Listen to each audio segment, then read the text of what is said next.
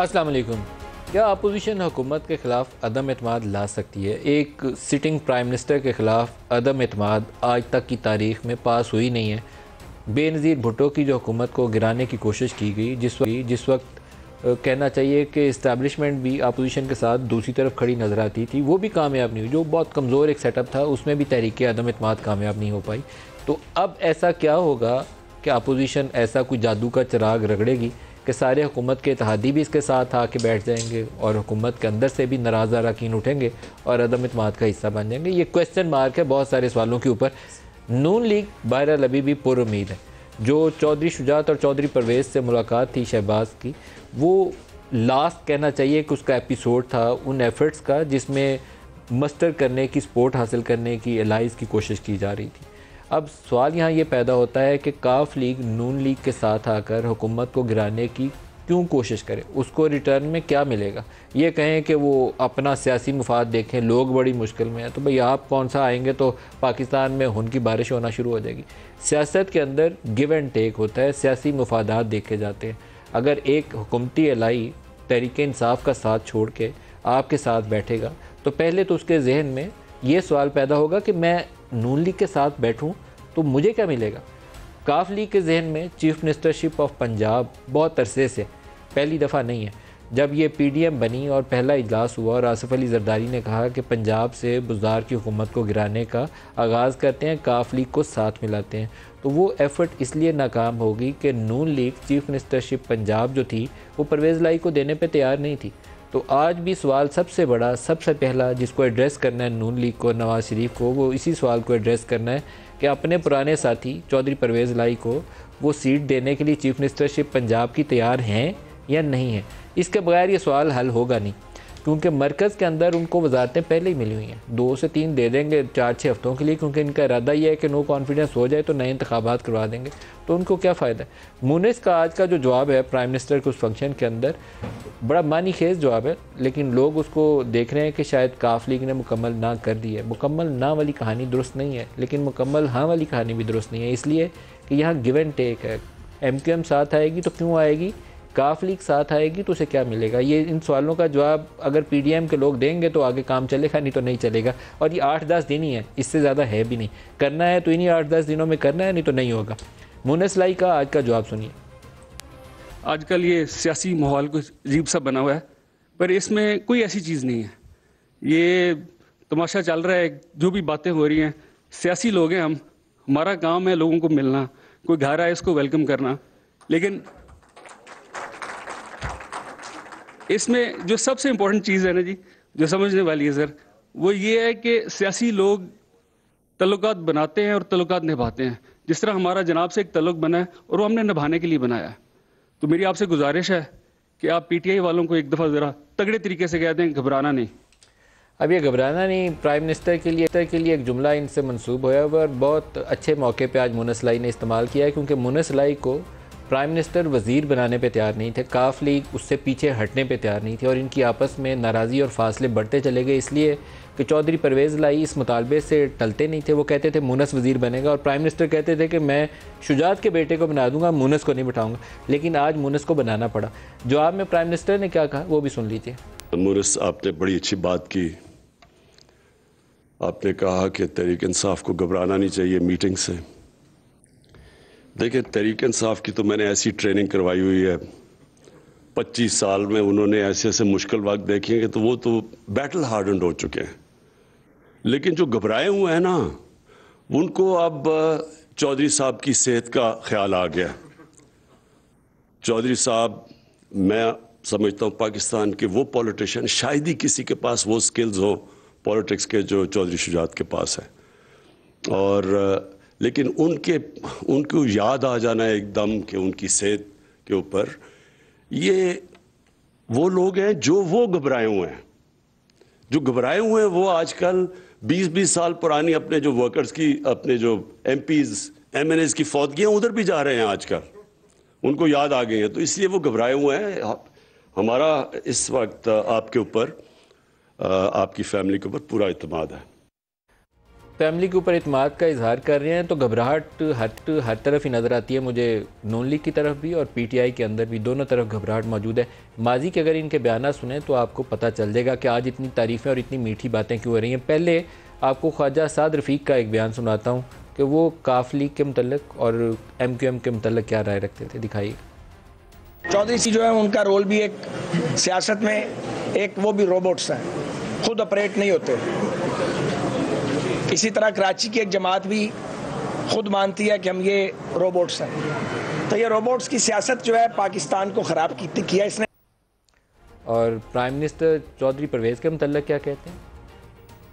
परवेज़ लाई जो इस पंजाब का सबसे बड़ा डाकू है। तो अब ये कुछ कहने के बावजूद आज जफ्फी भी डालनी पड़ी और तारीफ़ भी करनी पड़ी, यही सियासत है। और जब ये इत्तेहादी अगर कोई और फैसला करते हैं हुकूमत के साथ छोड़ने के अलावा, तो फिर उनके सामने भी यही सवाल होगा, तो साथ छोड़ें तो क्यों छोड़ें, हमें सियासत में क्या मिलेगा? सियासी फ़ायदे के अलावा ये फ़ैसला हो नहीं सकता। आज एक और हमारे पास स्टेटमेंट है, वो भी आपको दिखा दूँ, फिर हम सवालात की तरफ आते हैं। फिरदौस आशिक अवान मरकज़ में तर्जमान बन जाती, तर्जमान बन गई, फिर मरकज़ में बन गई। आज उनके लबो लहजे में कुछ तलखी नज़र आ रही है, सुनिए वो क्या कहती हैं।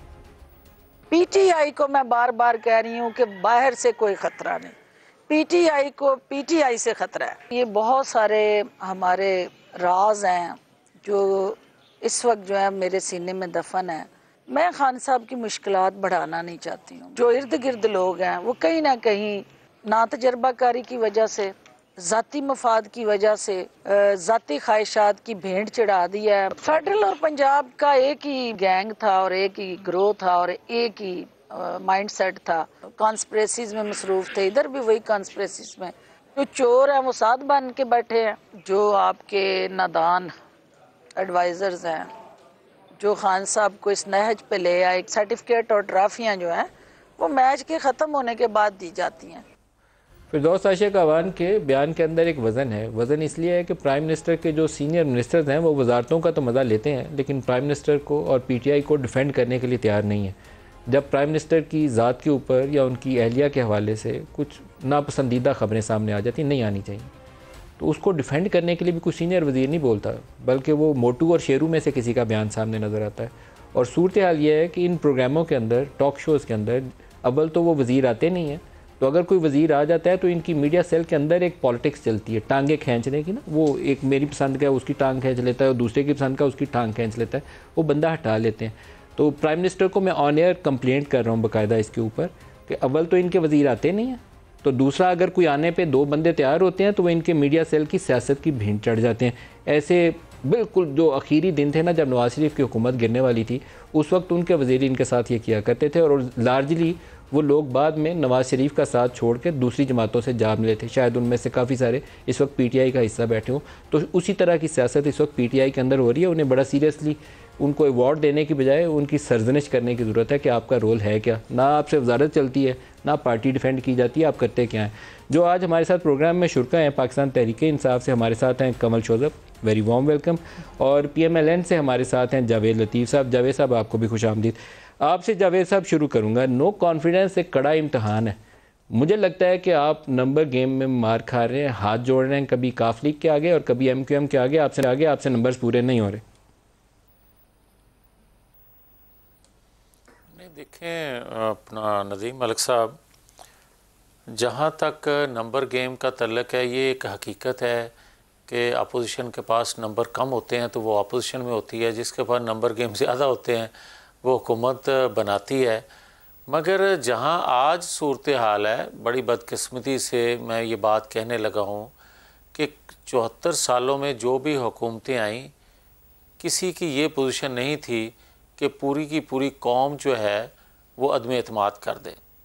आप ये देखें कि कल को वो PTI का कोई मेंबर है या इत्तेहादी जमातों का है या अपोजिशन से तल्लक रखने वाला कोई मेंबर है, वो यकीनन अवाम के पास इलेक्शन जब भी हों, इस साल हों, अगले साल हों, वो जाएगा।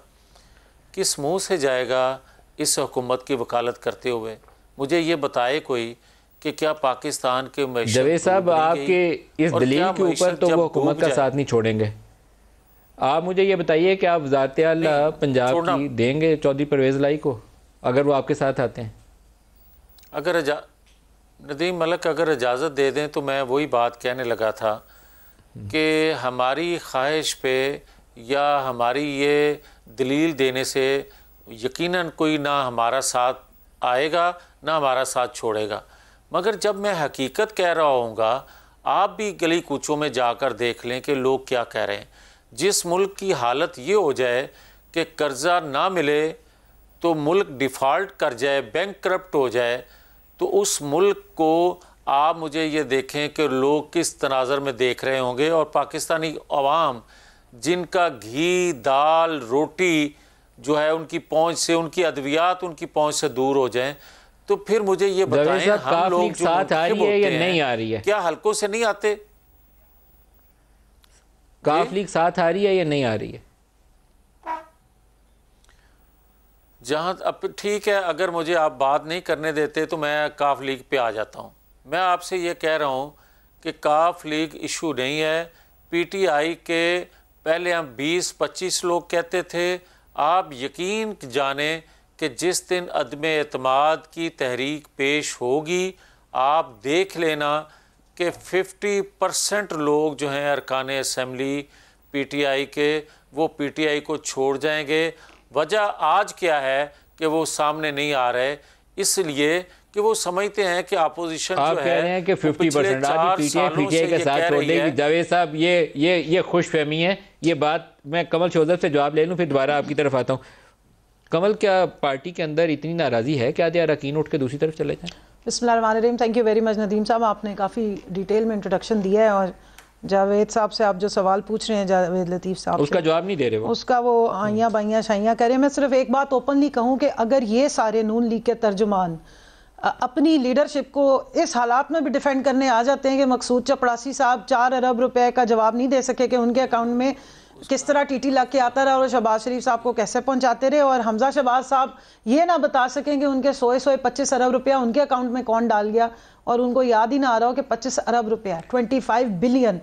तो फिर हमारे पास तो अल्लाह का शुक्र है बहुत कुछ बताने के लिए कि 3.5 सालों में हमारे लीडर ने एक फैक्ट्री नहीं बनाई, जबकि इनकी लीडरशिप ने 18 फैक्ट्रियां खड़ी कर ली थी पहले 3 सालों में।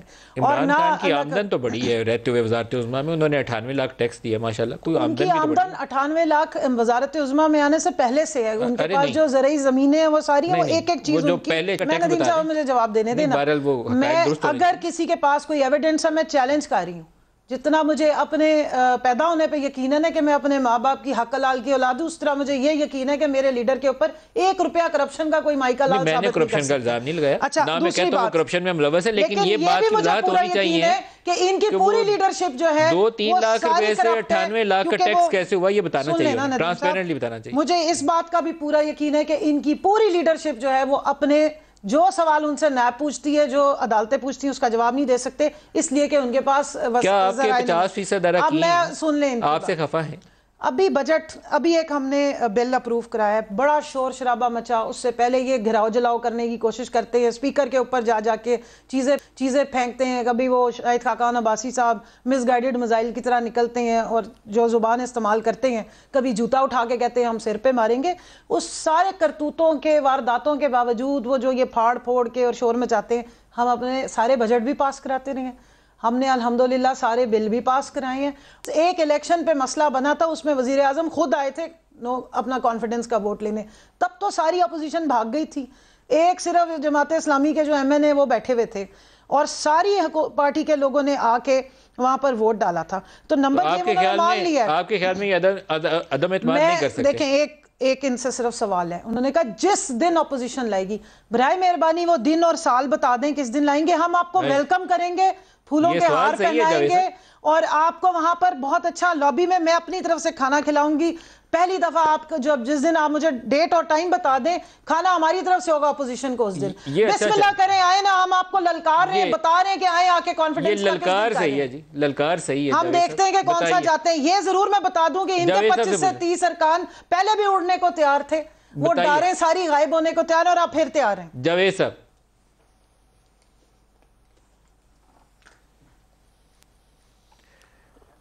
नहीं नदीम मलिक साहब, मैंने क्या वो तो कहनी है कि खाना हम खिलाएंगे, आप तारीख बताइए और आइए अदम एतमाद करिए, खाना इनकी तरफ से।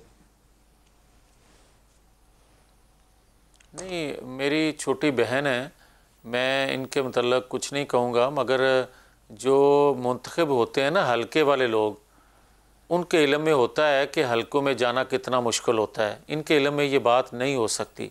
और दूसरा मलिक साहब, मेरे इल्म में है जी, मैं अभी रात को वापस पहुंचूं, मेरा हल्का भी है। तकलीफ से अब इनको जरा चुप करा दें, यही एक मसला है। आपने मैं आपको बता रही हूं ना, मुझे मेरे साथ का ताना ना मारे, मुझे हल्का भी है, मैं वर्कर हूं, मैं काम करके आई हूं, ऐसे नहीं आई। बताइए जावेद साहब। मलिक साहब इजाजत है, मैं बात कर सकता हूं? जी जी जी जी। मेरा एक तो आपसे गिला ये है कि मुझे गेस्ट और बताया गया और बिठा किसी और को दिया गया। ये मेरी आपका मुझे बड़ा लिहाज है, मेरा आपसे एक तल्लक है।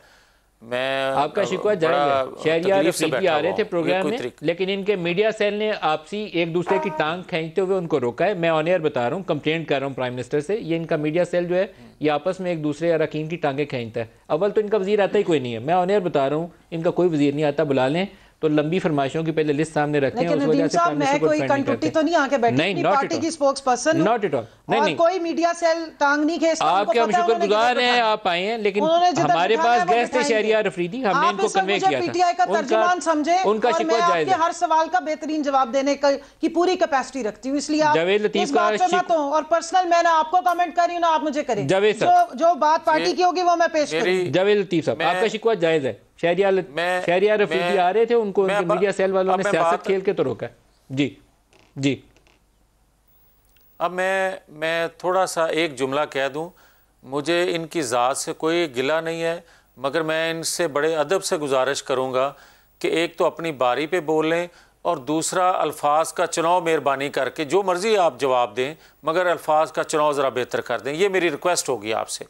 अब आ जाएँ, मैं नदीम मलिक साहब 2-3 चीज़ें आपसे गुजारिश करना चाहता था, अगर मुझे इजाज़त दे दें। इन्होंने आपने जो क्लिप सुनवाए इमरान खान साहब के, उन्होंने फरमाया, और मोनस सलाई साहब का भी आपने क्लिप सुनवाया कि घबराना नहीं।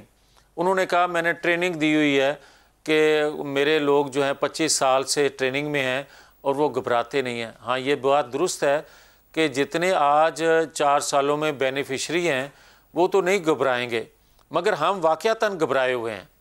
हम क्यों घबराए हुए हैं उसकी भी वजह सुन लें। वजह यही है कि जब आपकी मईशत डूब जाएगी तो आपकी मुल्क की सलामती ख़तरे में पड़ जाएगी। आप मुझे ये बता दें कि अगर मिली नगमों से, अगर तरानों से, अगर बड़े बड़े बुलंदोबाद दावों से मुल्क की सलामती महफूज होती हो, जंगें जीती जा सकती हों, तो फिर हर कोई मिली नगमे तराने ही पढ़ता रहे, फिर मईशत पर कोई ध्यान ना दे। आज सूरत हाल ये है, जो मैंने पहले भी अर्ज़ किया, कि आप कर्ज़े के बग़ैर ना लेंगे तो आपका मुल्क बैंकक्रप्ट हो जाएगा। इस हालत में जब हम पहुंच चुके हैं और लोगों के पास ये जो दवाई लेने के पैसे ना रह जाएंगे, तो फिर वोट आपको दूसरे तरीके से पूरे करने हैं। ये रियलिटी है पाकिस्तान की कि पाकिस्तान पे कर्जों का बोझ है, मुश्किल में है, लेकिन इसके बावजूद इस तरह वोट नहीं पूरे होने। आप मुझे एक बीपर की इजाज़त दीजिएगा, मैं दोबारा आपकी तरफ आता हूँ। सलमान रकम राजा साहब हमारे साथ हैं। सलमान साहब, बहुत शुक्रिया, आप हमारे साथ शामिल हो रहे हैं। तहरीक अदम इत्माद अगर अपोजिशन लाती है तो कितने वोट होंगे जो अदम इत्माद के साथ 172 रिक्वायर्ड हैं, इनको अपोजिशन वालों को अदम इत्माद पेश करते हुए वहाँ साइन शुदा दस्तखत के साथ जमा करवाने? जी, एक वाज़ेह अक्सरियत, वो एक वोट की अक्सरियत भी हो सकती है। वो 172 मिनिमम रिक्वायरमेंट है, तो वो 172 अपोजिशन के होने चाहिए या हुकूमत के इत्तेहादी छोड़ के इनके साथ आ जाएं तो उनके साथ होने चाहिए। ये जब अदम इत्माद की तहरीक दी जाती है तो तहरीरी तौर पर लिस्ट 172 की पूरी होनी चाहिए उसमें। नहीं, देखिए, जो तहरीक जो है वो देने के लिए तो 172 जरूरी नहीं है, लेकिन जब वोटिंग हो तो उस वक्त वो जरूरी होना चाहिए। उस वक्त जो एक जो रेजोल्यूशन देने का तरीका है रूल्स में दिया हुआ है, जितनी एक कम से कम तादाद है उसके तहत वो हो सकता है, लेकिन उसकी कामयाबी के लिए जरूरी है कि एक वोट की अक्सरियत भी हो तो वो काफी है। ये काउंटिंग के वक्त है। यहाँ एक सवाल सामने आता है सलमान साहब, नून लीग वाले और पीपल्स पार्टी वाले, पीडीएम कह लीजिए या अपोजिशन की पार्टियां कह लीजिए, वो एक या तो डिसेप्शन है उनकी, वो कह रहे हैं कि पाकिस्तान तहरीक इंसाफ के अंदर से ग्रुप ऑफ 25-30 MNAs जिसमें कुछ वज़ीर भी शामिल हैं, वो इस तहरीक की हमायत में, अदम इत्माद की हमायत में अपोजिशन का साथ देंगे। जो कॉन्स्टिट्यूशन ऑफ पाकिस्तान है 2 मौके के ऊपर इजाज़त नहीं देता, एक लीडर ऑफ दी हाउस के इलेक्शन के वक्त, वज़ीर आज़म के इंतखाब के वक्त, एक फाइनेंस बिल के इलेक्शन के वक्त। अगर वो अरकान वोट डालते हैं अदम इत्माद के लिए तो उनके ऊपर क्या कानून का इतलाक़ होगा और उस वोट की क्या हैसियत होगी? देखिए, वोट बिल्कुल गिना जाएगा। वोट गिना जाएगा, कहता है बिल्कुल गिना जाएगा। देखिए, आइन का आर्टिकल 63A ये कहता है कि अगर एक शख्स डिफेक्ट करता है, जिस पार्टी का वो मेंबर है, उसको छोड़कर किसी दूसरी पार्टी में चला जाता है, या वो मनी बिल यानी कि बजट के वक्त अपनी पार्टी की हिदायत के मुताबिक वोट नहीं देता, या वो वोट ऑफ कॉन्फिडेंस के वक्त वजीर आजम के अपनी पार्टी की हिदायत के मुताबिक वोट नहीं देता, तो उसके खिलाफ कार्रवाई की जा सकती है डिफेक्शन के हवाले से। ऐसा नहीं है कि वो फानन डिस्क्वालीफाई हो जाता है और उसकी जो इस्तात है या जो उसका, और उसका कार्रवाई का तरीकाकार क्या होता है? ये उसमें जो पार्टी हेड है वो पहले एक डिक्लेरेशन देता है, उसको मौका देता है अपनी सफाई का, उसके बाद एक डिक्लेरेशन जो है वो भेजी जाती है प्रिजाइडिंग ऑफिसर को, यानी कि अगर नेशनल असेंबली है तो स्पीकर साहब को, सेनेट है तो चेयरमैन साहब को, और साथ ही चीफ इलेक्शन कमिश्नर को। चीफ इलेक्शन कमिश्नर फिर उस डिक्लेरेशन को इलेक्शन कमीशन के सामने रखते हैं। वहां भी अगर ये बात साबित हो जाए कि उसने अपनी पार्टी के बरखिलाफ वोट डाला है एक वोट ऑफ नो कॉन्फिडेंस की रेजोल्यूशन में, तो उस सूरत में उसको डिक्लेयर किया जा सकता है कि अब वो पार्टी, अब वो ऐवान का मेंबर नहीं रहा। तो राजा साहब, इस प्रोसेस के अंदर तो चाहे 2 महीने लग जाएं, तो इसका मतलब है कि वोट उसका काउंट हो जाएगा, बाकी प्रोसेस सारा बाद में बिल्कुल काउंट होगा। और उसके बाद के पार्टी हेड की सवाबदीद है कि उसके खिलाफ कोई कार्रवाई करे या ना करे। अगर पार्टी हेड उसको माफ कर देता है तो उसके खिलाफ कोई कार्रवाई नहीं होगी। पार्टी का जो हेड है उसकी यह सवाबदीद है। यहाँ पर एक खबर ये है, आपसे एक आखिरी सवाल पूछ लूँ कि 8 कौमी असम्बली से 8 से 10 कौमी असम्बली के अरकान हैं जहांगीर तरीन के साथ, और 25 से 30 MPs हैं पंजाब असम्बली के जो JKT के साथ हैं, और कुछ वो अरकान हैं PTI के जो नए इलेक्शन की शक्ल में PMLN से वोट लेने के या टिकट लेने के उम्मीदवार हैं। तो वो अरकान अगर वोट ऑफ कॉन्फिडेंस आ जाता है, इफ़ बिग इफ़ है, अभी इस पर सवालिया निशान है, तो वो अगर वोट डाल देते हैं उस वक्त अदम इत्माद के लिए, तो उनका वोट काउंट हो जाएगा, बाकी एक्शन बाद में। जी बिल्कुल काउंट होगा। और उसके बाद पार्टी हेड की यह सवाबदीद है उनके खिलाफ कोई एक्शन ले। अगर एक्शन लेता है तो जैसा मैंने अर्ज किया, मामला इलेक्शन कमीशन में जाएगा, वहां फिर फैसला होगा और उसके बाद वो अपनी नशिस्त से महरूम होंगे। बहुत शुक्रिया सलमान अकरम राजा साहब, ये बहुत बड़ी खबर है क्योंकि कमल शोजब ये एक ऐसी सूरत हाल है जिसके ऊपर नून लीग इस वक्त खेल रही है। बाकायदा वो दावेदार हैं कि आपकी जमात से कुछ अरकान ने आपके खिलाफ। अच्छा देखें, पहले तो नदीम साहब जो सेंट्रल मीडिया के हवाले से आप बात कर रहे हैं तो मैं थोड़ा सा उसको मैं बुरा समझ रही हूँ, क्योंकि मैं अपनी पार्टी की स्पोक्स पर्सन हूँ। आप हैं, हम आपके शुक्रगुजार हैं, आप हमारे प्रोग्रामों में आती हैं। और पार्टी का एक मैकेनिज्म है और आगे से यही चलेगा कि सेंट्रल मीडिया ही कोऑर्डिनेशन करेगा। तो जहाँ तक अल्फाज के चुनाव की मेरे कलीग हैं उन्होंने बात, don't you think it is unfortunate कि वो जो विमेन पार्लियामेंटेरियंस हैं जिनके ऊपर कम बोझ होना चाहिए था, वो तो रात में आके तो टॉक शोज़ में बैठ के पार्टी को डिफेंड कर रही हैं। तो वो बड़े बड़े वज़ीर जो अपने आप को बड़े वो थमे समझते हैं पार्टी के, उनमें से वज़ीर आज़म की ज़ात के ऊपर हर्फ आ जाए, उनकी अहलिया के ऊपर हर्फ आ जाए, ना कोई बोलता है ना डिफेंड करता है, पार्टी के ऊपर बोलें कि ये इसने इकॉनमी तबाह कर दी है, तो वो वज़ीर भी बोलता नहीं है जिसकी जिम्मेदारी है बोलना चाहिए। नदीम मलिक साहब, सारों की जो स्पोक्स पर्सन हैं उनकी अपनी स्ट्रेंथ्स हैं, वीकनेसेस हैं। कुछ लोग मीडिया में अच्छे हैं, कुछ अपने काम में अच्छे हैं। तो ये अब सेंट्रल मीडिया की सवाबदीद है कि वो किसको बेहतर समझते हैं कि उसने जाके रिप्रेजेंट करना। और हमारे पे कोई बोझ नहीं है, ये हमारा फर्ज है और हम बड़ा अपने उससे लेते हैं। ख़वातीन और मर्द हज़रात की जहाँ स्पोक्स पर्सन है कोई डिस्क्रिमिनेशन नहीं। जहाँ तक अल्फाज के चुनाव की बात की, अल्हम्दुलिल्लाह मैंने ना कोई गाली गलोच की, ना मेरा कोई इरादा है, अनलाइक PMLN हो गया। जो अभी राजा दूसरी बात जो नहीं, राजा साहब से पहले इन्होंने मईशत के बहुत रोना रोया। मैं सिर्फ इतना बता दूं मिक्सअप हो जाएगा, इसका बता दें कि अगर आप मुझे कंप्लीट करने दें। मईशत का जो बोझ था या मईशत पे जो डिफॉल्ट की बात हो रही थी और जो इस मुल्क की सिक्योरिटी को इशूज थे वो थे 2018 में जब हमें हुकूमत मिली। अल्लाह का शुक्र है कि उसी को टर्न अराउंड किया है।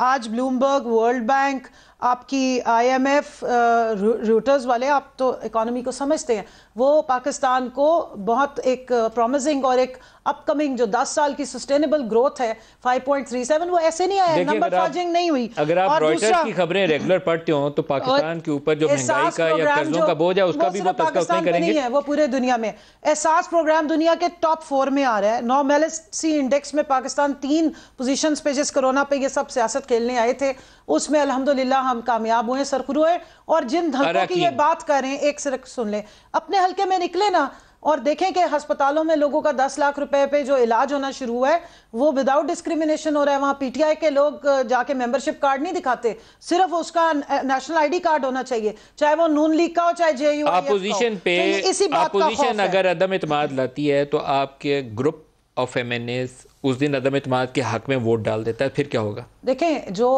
सलमान अकरम राजा साहब ने बयान किया ना, ये जो ट्रेजरी बेंचेस और अपोजिशन बेंचेस बैठे हैं दोनों पे ये लॉ अप्लाई होता है। और अल्हम्दुलिल्लाह 25 से 30 की एक डार इनकी उड़ने को तैयार है बड़े अरसे से, क्योंकि इनके यहाँ पर लीडरशिप का क्राइसिस है।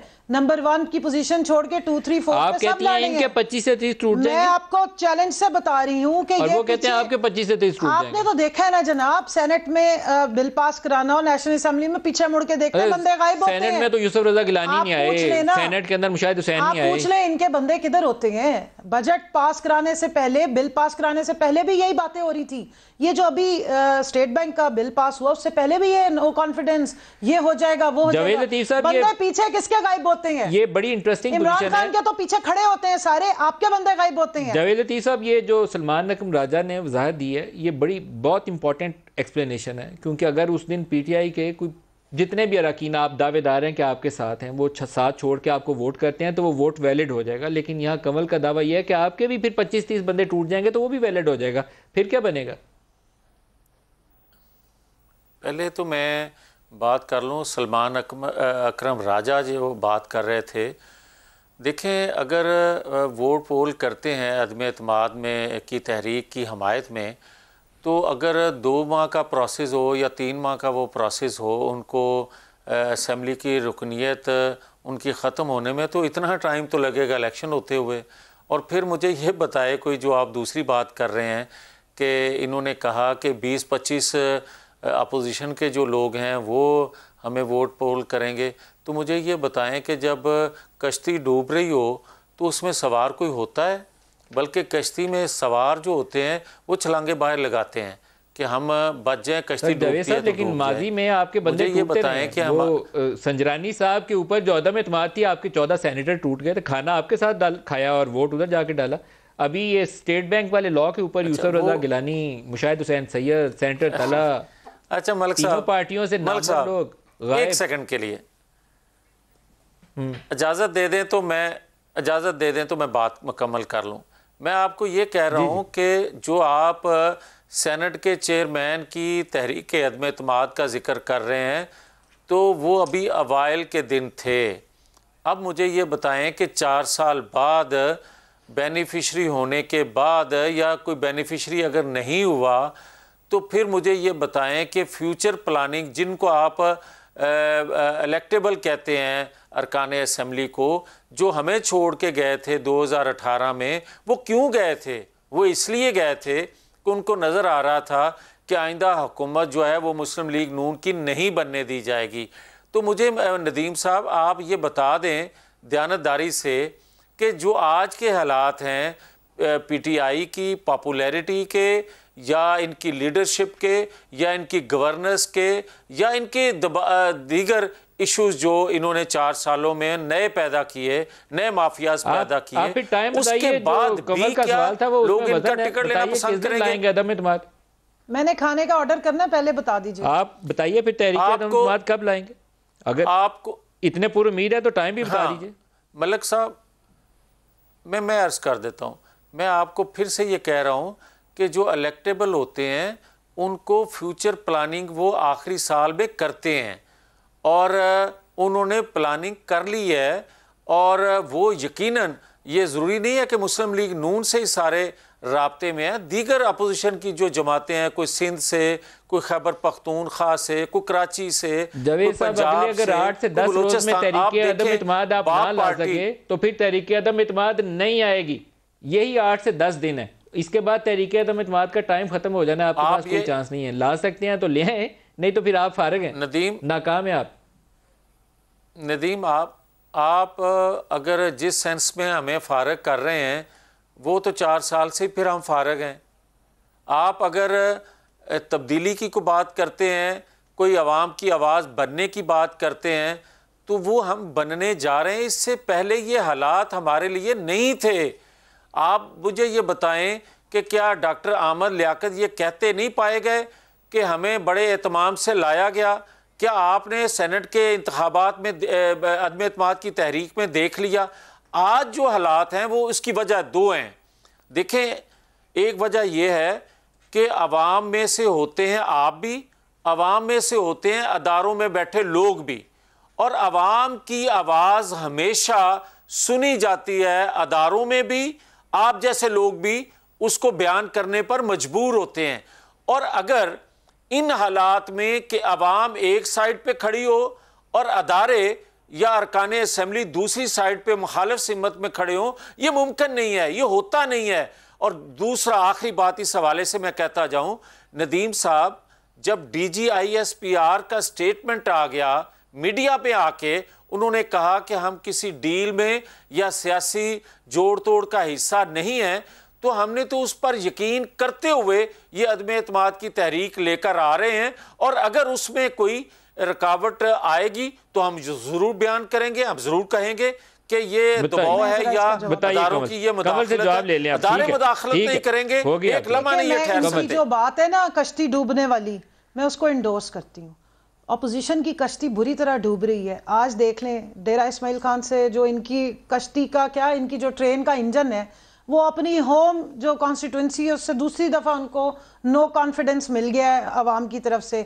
वहां से भी हार गए, बन्नू से भी हार गए, लेकिन परवेज खटक साहब भी तो हार गए ना, अपना लगता है। आप पेशावर से हार गए। अभी देखे ना आप, दूसरे फेज में माशाल्लाह PTI का कमबैक हुआ। जब हमने टिकटें गलत दी तो लोगों ने रिएक्शन शो किया। हमारा तो अभी आना है, ये तो नदीम साहब, हमारा जो वो है ना वोटर, वो बड़ा वाइब्रेंट वोटर है, वो फौरन उसी वक्त अपनी एडजस्टमेंट करता है। केपी में आपकी गलतियों की सजा दी उसने आपको, नॉन परफॉर्मेंस। हमने अब उसको करेक्ट किया है, नॉन परफॉर्मेंस नहीं, गलत टिकट हमारा तो निकलता ही नहीं है ना फिर वोट डालने। वोट हमने तब भी इनसे ज्यादा लिया था।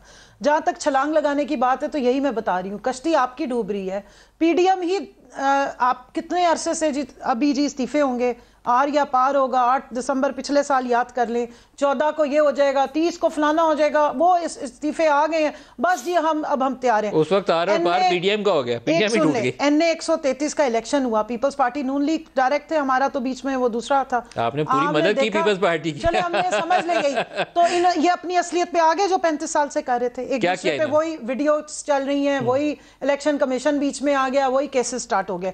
6 मार्च 2021 को तीसरा साल था खत्म हो रहा, तो वजीर आजम ने कॉन्फिडेंस का वोट खुद आके लिए 3 मार्च 2021 को। उससे पहले आपके 15 अरकान यूसुफ रजा गिलानी को वोट डालाए थे, नजरअंदाज मत कीजिए। दूसरी मेंबर थी, उसने 176 वोट लिए थे। मैं वहां पे 15 कौमी असेंबली के अरकान यूसुफ रजा गिलानी को वोट डाले थे, फौजिया बीबी ने लिए थे। और ऐसा कुछ हो गया नो कॉन्फिडेंस वाले दिन, तो फिर हालात बुरे हैं। तो कॉन्फिडेंस लिया ना वजीर आजम ने, उस वक्त क्यों नहीं छलांग मारी? अभी एक चीज सिर्फ सुन लें, लोग इनसे आवाज आ रहे हैं, इनकी आपस की लड़ाइयां, और मसला इनका क्या है? मुझे लगता है दोनों से लोग आपसे भी और इनसे। हमसे खफा नहीं है।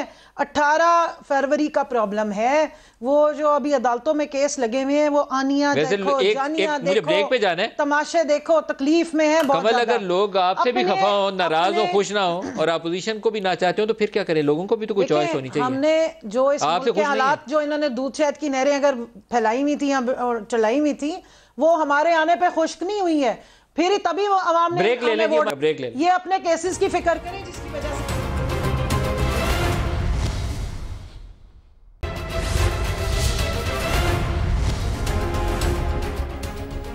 प्रोग्राम में दोबारा खुशामदीद कहते हैं। जावेद साहब, कोई टाइम फ्रेम तो दे दें अपनी नो कॉन्फिडेंस का। ये ओपन एंडेड एजेंडा तो आप काफ़ी दिनों से चला रहे हैं, अब आप बता दीजिए आर या पार कब करना है आपने? अच्छा यार मलिक साहब, जो मैं बात कह रहा हूँ आपसे, अगर बतौर पाकिस्तानी की मेरी ये बात थोड़ा गौर से सुन लें तो फिर आपको अंदाज़ा हो जाएगा कि हालात किस तरफ जा रहे हैं। आप मुझे ये बताएं कि एक सेटल चीज़ को 18वीं तरमीम है, पूरे कंसेंसस से उसको पास किया गया और मसूफ़ आज आके जो इमरान खान साहब हैं उस पर स्टेटमेंट क्या दे रहे हैं। फिर आप मुझे ये बताएं कि पूरी कौम का, तमाम पॉलिटिकल फोर्सेस का इस बात पे कंसेंसस है, बशमूल मीडिया और बाकी स्टेक होल्डर्स का भी, कि पार्लिमानी निज़ाम पाकिस्तान के लिए बेहतर है। तो फिर सदारती निज़ाम की जो कैंपेन है वो एक गवर्नर और बाकी वज़रा जो बात कर रहे हैं, किसी ने आज तक उनके मतलब कुछ बात की इनके प्राइम मिनिस्टर ने कि ये बात आप किसकी इजाज़त से कह रहे हैं?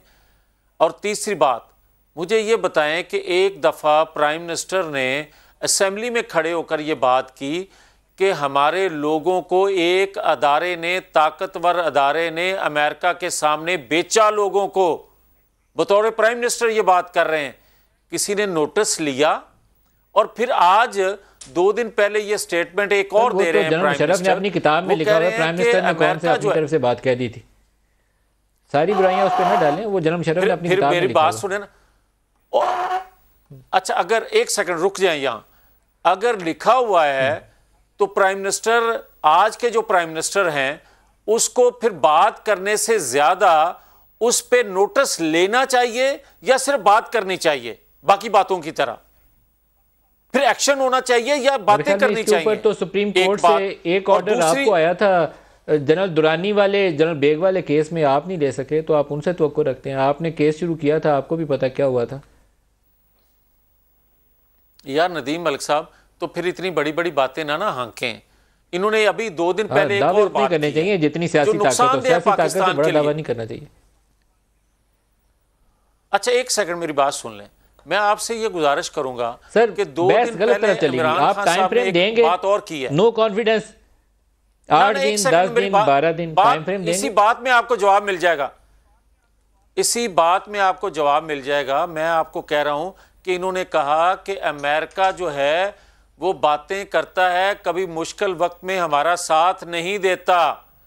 क्या जो खारजा पॉलिसी है, जो सफारतकारी है, वो मीडिया पे आके एक कोई प्राइम मिनिस्टर बातें करके करता है?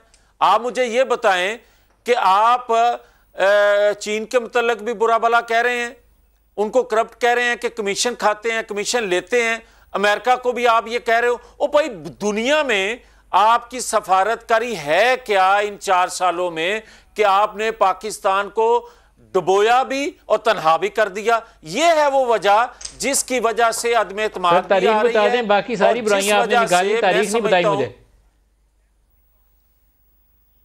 तारीख आपको चंद दिन में जब ले ही आएंगे तो तारीख आपको क्या बतानी है? सर 8 दिन अगले काफी हैं, कोई टाइम फ्रेम बता दें, मैं खबर चलाऊं कि 8 दिन में आ जाएगी, 10 दिन काफी हैं, 12 दिन काफी हैं, कोई तो बता दें ना, मैं खबर चलाऊं कि इतने दिनों में आ जाएगी। मुझे खबर से, मुझे नदीम मेरी बात सुना, मुझे खबर से ज्यादा। सर मैं आपकी इजाज़त से एक बीपर कर लूँ। हामिद खान साहब हमारे साथ हैं। हामिद खान साहब, आपका बहुत शुक्रिया। एक बड़ा सवाल हमारे सामने आया है सर कि अगर अदम एतमाद होती है तो अपोजिशन का दावा है कि हुकूमती अरकान हमें वोट करेंगे, तो हुकूमत के अरकान का वोट वो अपोजिशन और अदम एतमाद के हक में जा सकता है या नहीं जा सकता? देखिए, जा तो सकता है, लेकिन वो डिफेक्शन में आ जाएगा, आर्टिकल 63A के ज़िम्मे में आ जाएगा। सर वो डिफेक्शन तो बाद में क्लॉज लागू होगी, लेकिन वोट तो लेट्स से कि 25 तारीख को वोट डल रहा है, 25 तारीख को जी कोई जाके हामिद साहब जाके वोट डाल देते हैं अदम एतमाद के हक में PTI के रुकन होते हुए, तो वो वोट काउंट हो जाएगा? जी, बज़ाहिर तो ऐसा लगता है कि वोट काउंट होगा। वोट काउंट होगा तो डिफेक्शन क्लॉज तो बाद में लगेगी, वो तो बाद की कहानी है। 4 हफ्ते 6 हफ्ते में वो बंदा डिस्क्वालीफाई हो जाएगा, लेकिन वोट आप कह रहे हैं काउंट हो जाएगा? जी, वोट तो काउंट होगा, तभी उसके ऊपर वो पेनल्टी आएगी ना 63A की। बिल्कुल, डिफेक्शन क्लॉज लागू तभी होगी जब वो वायलेशन करेगा, उसके बगैर तो डिफेक्शन लागू ही नहीं होगी। जी हाँ। तो सर ये तो एक इंटरेस्टिंग पोजीशन है। नून लीग का ख्याल है कि PTI के कुछ अरकान इनके साथ मिले हुए हैं, और वो अगर ये तहरीक अदम एतमाद लाएं और वो अरकान जाके वोट डाल दें तो इसका मतलब है अदम एतमाद कामयाब हो जाएगी अगर ऐसा हुआ? हो सकता है, ऐसा हो सकता है, लेकिन बहरहाल इसमें उनको 100 दफा सोचना चाहिए। जिन लोगों ने पार्टी के खिलाफ वोट डालना है, वोट ऑफ नो कॉन्फिडेंस, उसके अपने इम्प्लीकेशंस उनके लिए है। बाद में देख वो असेंबली से भी अपनी सीट गंवा सकते हैं 63A के तहत वगैरह। अब ये देखना है कि सर ये बड़ी एक अजीबोगरीब सी कॉम्प्लेक्स सी सिचुएशन है। नून लीग वाले कहते हैं कि हम अदम इत्मीनाद लाएंगे, शहबाज शरीफ को नॉमिनेट करेंगे, पता नहीं वो बनते हैं या नहीं, ये अभी तो ख्याली पुलाव पक रहा है और ये देग अभी चढ़ी हुई है, पता नहीं निकलना क्या है। अगर वो मुंतखब हो जाते हैं तो वो फौरन एज सून एज पॉसिबल कोई इलेक्टोरल रिफॉर्म का बिल है उसको पास करके इलेक्शन करा देंगे। हो सकता है 60 दिन के अंदर अंदर वो केयर टेकर सेटअप बना के खुद भी चले जाएं, ये कहते हैं ये। तो उस वक्त तक तो डिफेक्शन क्लॉज का इतलाक ही नहीं होना, उससे पहले समझियाँ चली जाएंगी। देखिए उसके बाद की बातें हैं ना। पहली बात तो ये है कि आए वोट ऑफ नो कॉन्फिडेंस पहले लाते हैं, उसके जो प्रोसेस से गुजरते हैं और वो वोट ऑफ नो कॉन्फिडेंस पास होता है जी, तो फिर उसके बाद अगली बातें आती है ना कि फिर इलेक्शन ऑफ प्राइम मिनिस्टर आएगा। और लेकिन आपका बड़ा जो सवाल है उसका जवाब यह है कि अगर इनके अरकान उस दिन वोट डाल आते हैं तो वोट वैलिड अकाउंट हो जाएगा, उसके बाद डिफेक्शन लगेगी। हाँ नेचुरली, क्योंकि ये डिफेक्शन क्लॉज कहती ये है कि अगर वो एब्सटेन करे या वोट खिलाफ दे अगेंस्ट पार्टी डायरेक्शन, फिर उसके ऊपर डिफेक्शन क्लॉज लगती है। तो इससे ये जाहिर होता है कि वोट डाल तो सकता है लेकिन वो फिर काबिले सजा है और फिर उसके खिलाफ वो कॉन्सिक्वेंसेस जो है आर्टिकल 63A के फ्लो करेंगे, वो करेंगे। हामिद खान साहब बहुत शुक्रिया। क्लोजिंग रिमार्क्स कमल। देखिए जी, शहबाज शरीफ साहब से सवाल पूछूंगी। जो लतीफ़ साहब डेट तो बता नहीं रहे, तो इसलिए फिर अब मैं खाने का ऑर्डर तो नहीं दे सकती जब तक ये डेट नहीं बताएंगे। अल्लाह करे कि ये इसी सन में इसी साल में ले आए। अगर आप भी शब्द एक चढ़ा दें, इन्होंने भी तो ख्याली पुलाव पकाया हुआ है। इन्होंने चढ़ाई हुई है ना, वो 14 अकाउंट्स हैं और 16 अरब रुपया है, 17,000 ट्रांजेक्शन्स हैं, उनके बारे में नहीं बताते। डेट कहाँ से इन्होंने देनी है? गोडे गिट्टे इन्होंने हाथ लगा के देख लिए, काफ ली के उन्होंने कहा रोटी छोटी खाओ तो जाओ, और हम अपने जिनके साथ खड़े दे दें पंजाब की, फिर बात हो जाएगी इनकी। चीफ मिनिस्ट्री छोड़ के ये जो मर्जी दे दें। 18वीं तरमीम कुरानी सहीफा नहीं है, वो भी आइन में आपने तरमीम की है, तो तरमीम पे डिस्कशंस भी हो सकती हैं और मजीद तरमीम एक लाइन में कुछ कहना चाहें तो कह सकते हैं। पार्लिमानी निजाम है या सदारती, दोनों ही डेमोक्रेसी का हिस्सा है, उस पर भी डिस्कशन हो सकती है। ये डिक्टेटरशिप नहीं है, ये डेमोक्रेसी है, लोग अपनी बात कर सकते हैं। आखिरी सुन लें, PDM का पहले भी बड़ा गरक हुआ था, 11 जमातों ने का बुरकस निकला था। अब भी मैं ओपन ऑफर कर रही हूँ, नाम भी बता दें या कम से कम तादाद बता दें, हम आपको खाना खिलाएंगे, आप करें, कह दीजिए, लेकर आए जो भी लेकर आना चाह रहे हैं। सर जल्दी से। नदीम, मैं फिर से आपको ये कह रहा हूं कि 73 का आइन भी लोगों ने बनाया था, पार्लियामेंट में नहीं बनाया था, मगर उसको मुकद्दस क्यों जाना जाता है कि कंसेंसस से बना था। इसीलिए 18वीं तरमीम को भी आज इसलिए हम अहमियत देते हैं कि अगर ये पहले होती तो मशरकी पाकिस्तान ना टूटता। आज भी आपको ये कह रहे हैं कि आग से मत खेलें, प्रोग्राम से मैं खुदाफिज करने लगा हूं। तारीख बता दें सर, आप 22, 24, 25 कोई तारीख बोलनी है सर? चंद अदम इत्मीनाद आप कुछ दिनों में देखेंगे, कुछ दिनों में जी, बस ठीक है जी। जावेद लतीफ साहब, कमल चौधरी, दोनों का इतना ही इजाजत दीजिए। अल्लाह हाफिज।